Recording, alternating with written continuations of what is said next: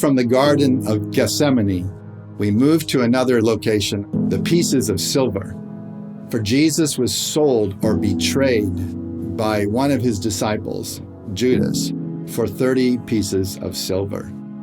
This is actually a fulfillment from the Old Testament. The prophet Zechariah talks about the Messiah who would end up being sold for 30 pieces of silver, and that the silver would be thrown into the potter's field.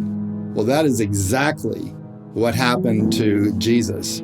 Judas accepted 30 pieces of silver from the religious leaders to betray Jesus with a kiss. And then Judas afterwards, he didn't want to keep that money, and so he threw it into the potter's field.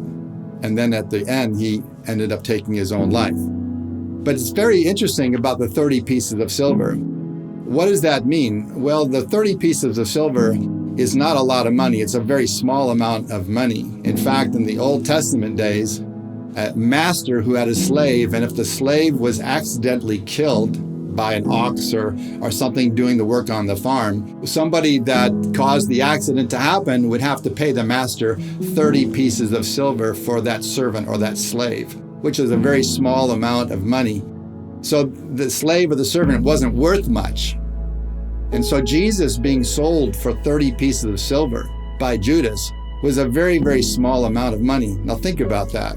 Here you have Jesus, the great King of all kings and the Lord of all lords, the creator of the heavens and the earth, being betrayed and sold for a meager amount of money. It doesn't make any sense. And yet this is a fulfillment of prophecy by the prophet Zechariah that Jesus experienced to the full.